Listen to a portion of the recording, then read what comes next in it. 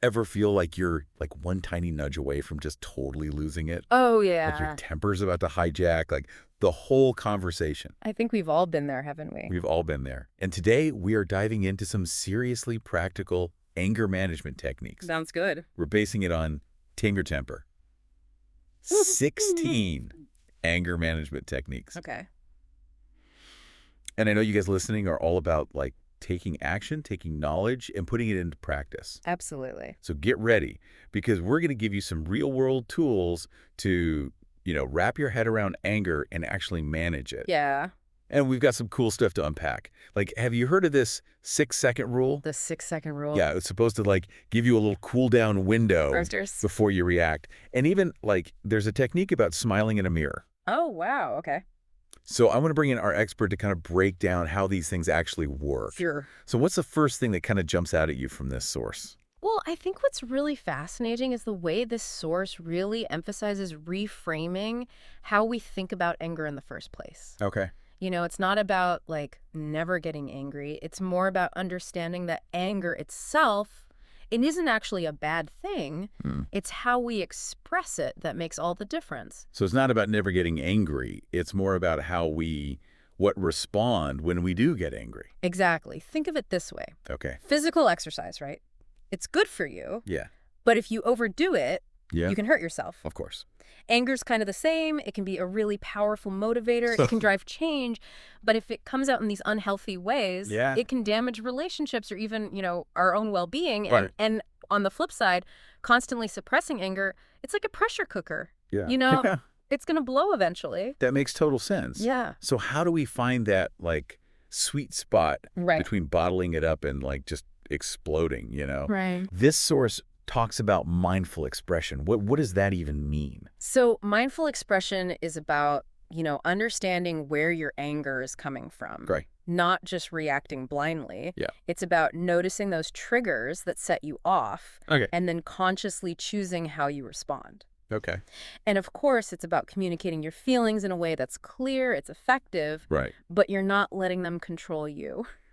All right. So let's talk about some of these techniques. Okay. Let's start with the 6-second rule. All right. Is that really a thing? It really is. Okay. The idea is that you put a pause, a deliberate pause, Okay. between the feeling of anger and whatever your reaction is. Okay. And those 6 seconds, they give your prefrontal cortex, that's the part of your brain Yeah. that's in charge of logic and decision-making, to catch up with your emotions. But wait, wouldn't you already be reacting in those 6 seconds? Yeah.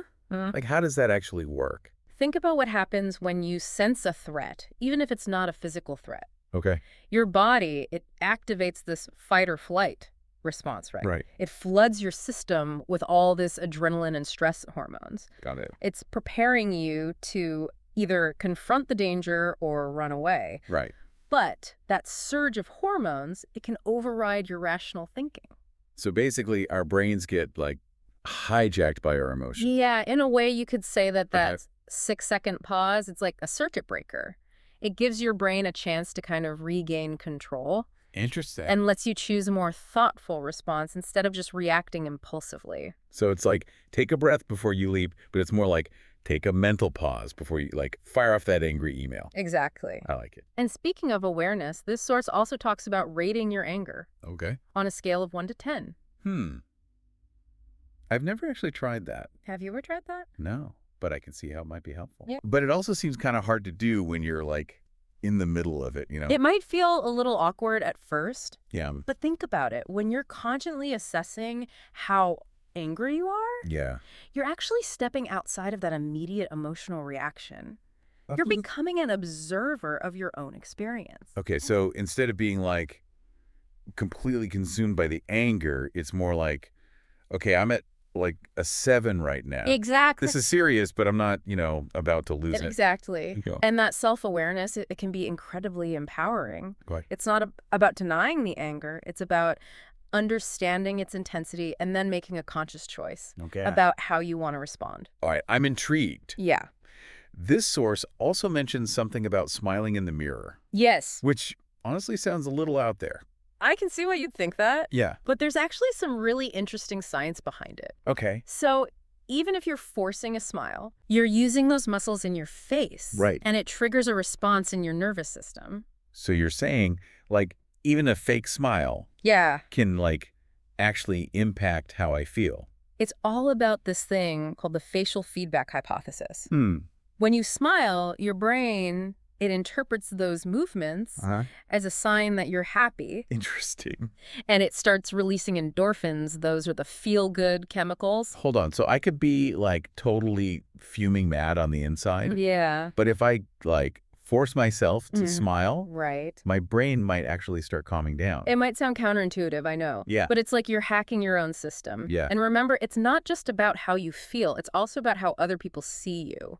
Okay. When you smile, you project this calmer, more approachable vibe, Right. which can really help de-escalate a tense situation. Okay, so we've got the 6-second pause. Right. We've got rating our anger level. Yeah. And now we've got smiling in the mirror. Are there any other techniques in this source that seem, like, surprisingly simple, Oh, yeah. but might actually work? Absolutely. This one is so basic, you might not even think about it.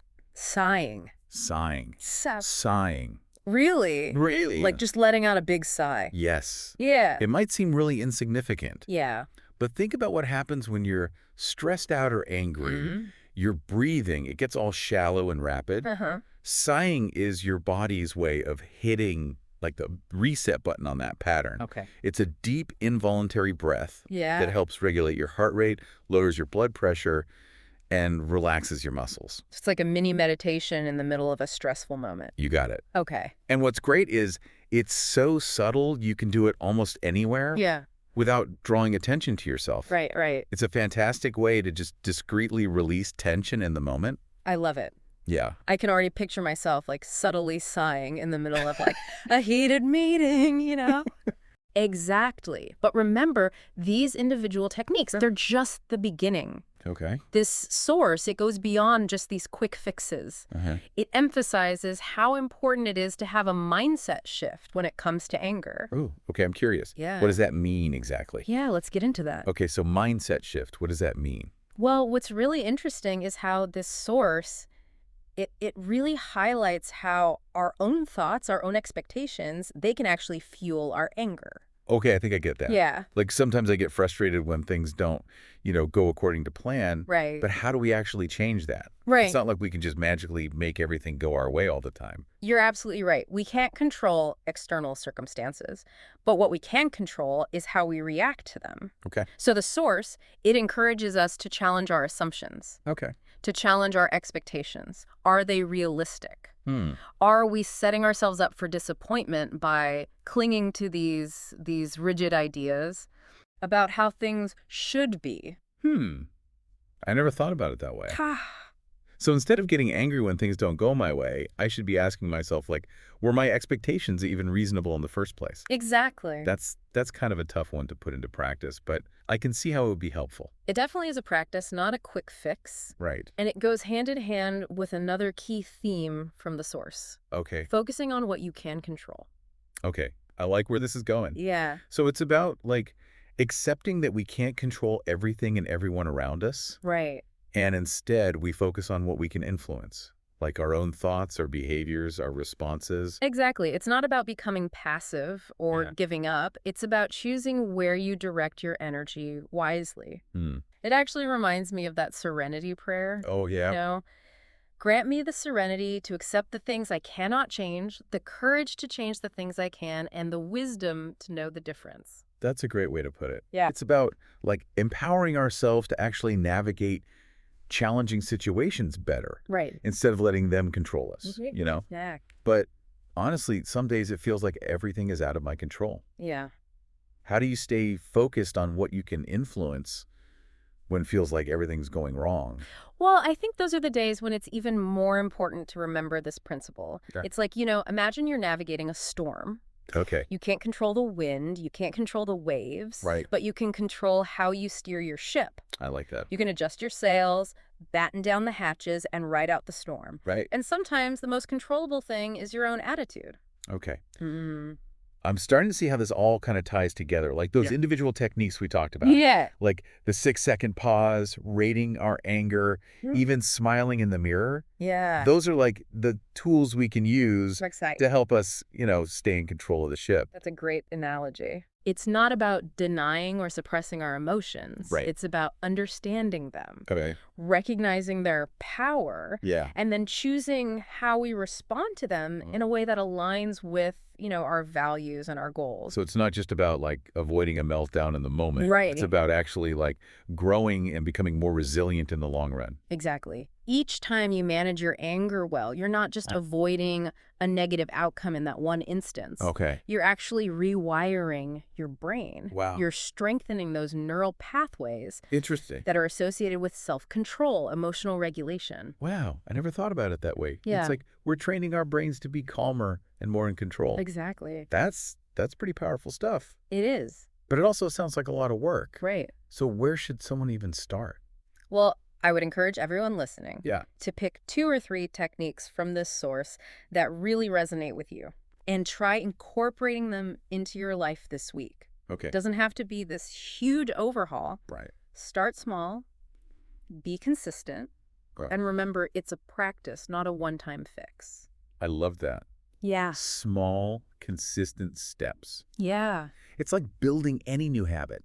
It takes Mhm. time. It takes effort. Absolutely. But the payoff is huge. It is. And remember, every time you manage your anger well, Yeah. you're not just avoiding that negative outcome in that moment. Yeah. You're actually rewiring your brain for the better. You got it. You're strengthening those neural pathways Exactly. that are associated with self-control, with Yeah. emotional regulation. Yes. You're becoming the captain of your own ship. You are.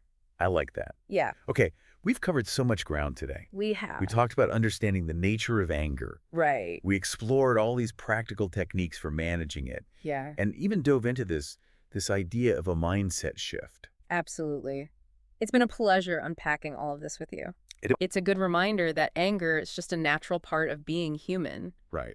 But how we manage it, that's up to us. Absolutely. And with the right tools and a little bit of effort, anyone can learn to, tame their temper Yeah. and live a more peaceful and fulfilling life. I agree. So to everyone listening out there, if you're ready to take control of the ship, Yeah. navigate those stormy seas of anger, remember, it's a journey, not a destination. Right. Small, consistent steps can lead to big changes over time. That's right. Keep practicing. Yeah. Keep learning. Keep growing. It's interesting. This source really focused on like managing our own anger. Uh-huh. But what about when we're on the receiving end of someone else's anger? Oh, that's a good question. How do we handle that without getting like swept up in the storm? Yeah, let's get into that. So we've been, talking about how to manage our own anger, Right. but what happens when someone else is the one losing it? Yeah, that's a really good point. Like, how do we handle that Right. without getting, caught up in all that craziness? Exactly. Because, we can't control other people's emotions, Right. but we can control how we react to them. Okay. And a lot of the things we've been talking about from managing our own anger Mhm. can actually be really useful when you're dealing with someone else's anger, too. Okay, so give me an example. Okay, so remember that 6-second rule. Yeah. Could we maybe apply that here, too? Like, instead of instantly reacting, could we use those 6 seconds to create a little space Yeah. when someone else is getting heated? Yeah. I think I see what you mean. So basically we're taking a step back Exactly. before things escalate. Exactly. Yeah. Sometimes just giving someone a moment to, cool off Yeah. can make a world of difference. Right. It's like taking a step back from the edge of a volcano. Exactly. Okay, what about challenging assumptions? Oh, that's a good one. That can be really valuable here, too.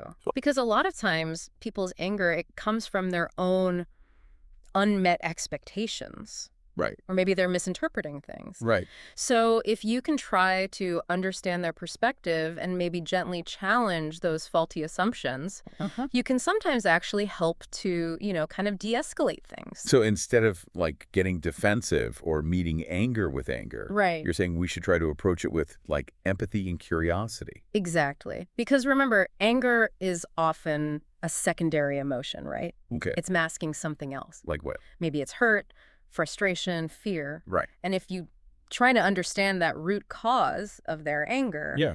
then you can respond in a way that's more compassionate, more constructive. I see, I see.